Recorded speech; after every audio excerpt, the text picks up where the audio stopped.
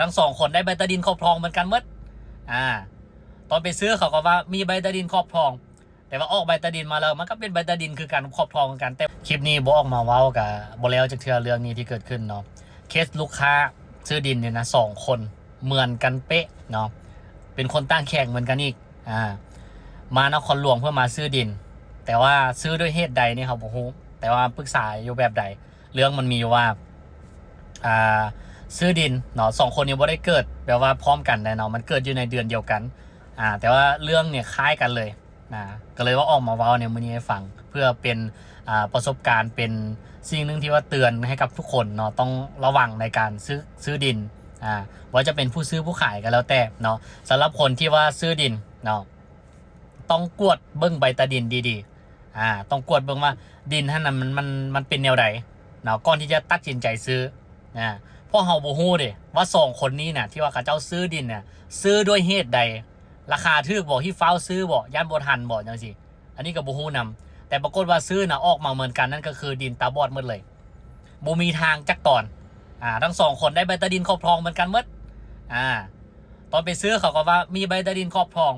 แต่ว่าออกใบตาดินมาแล้วมันก็เป็นใบตาดินคือการครอบครองกันแต่บ่มีทางเขาใบตาดินตาบอดที่บ่มีทางมันจะเป็นใบตาดินแบบนี้เห็นบอกมันจะบ่มีทางมันจะเป็นรูปดินเป็นรูปเป็นแจ4 เหลี่ยมบ่3 เหลี่ยมบ่5 เหลี่ยมบ่ก็แล้วแต่เนาะมันบ่มีทาง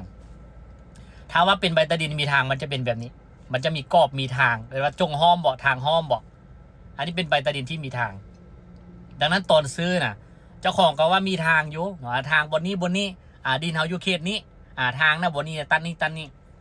อันนี้บ่เขาต้องเบิ่งใบตาดินว่ามันมีทางอยู่ในใบตาดินบ่อันนี้สำคัญเลยเนาะ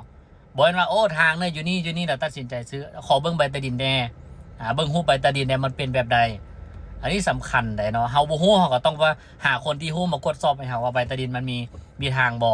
เนาะแล้วคนขายนะฮู้ว่าดินของเฮาบ่มีทางก็ต้องบอกเขาเนาะ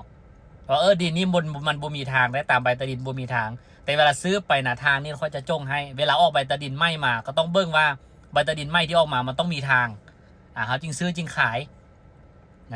แล้วในหน้าคือกันเนาะต้องรักษาจรรยาบรรณใบดินตัวนี้บ่มีทางแต่ถ้าเวลาขายหรือว่าเจ้าซื้อออกไปนะเจ้าของเขาเช็ดทางให้แบบนี้ผมแม่นซื้อมาแล้วขายไปแล้วเลยเอาแต่เงินค่าเปอร์เซ็นต์ค่าในหน้าบ่ได้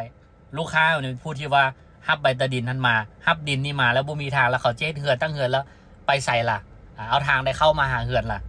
แม่นบอกก็ต้องได้เบิ้งจุดนี้เนาะอีกอย่างนึงเฮาเป็นลูกค้าก็ต้องบ่ฟาวที่ว่าฮิปซื้อฮิปเอาในราคาถูกอย่างนี้อันนี้บ่ฮู้ได้ว่า2 คนนี้ซื้อบ่ราคาถูกบ่ราคาแพงแต่มันเกิดขึ้นในเดือนเดียวกันคือเดือนนี้แหละเดือน9นี่แหละเนาะออกใบตาดินมาใบตาดินบ่มีทาง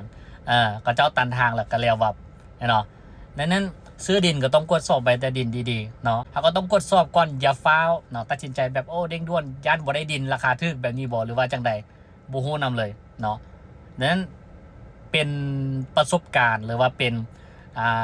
บทเรียนนะครับทุกคนเนาะสำหรับคนที่เบิ้งคลิปนี้อยู่เนาะเจอแบบนี้เหมือนกันเนาะซื้อดินตาบอดเหมือนกันบ่มีทางเหมือนกันฝากคอมเมนต์แดบเนาะฝากแชร์ไปให้คนอื่นได้รู้จักนำกันแดบเนาะ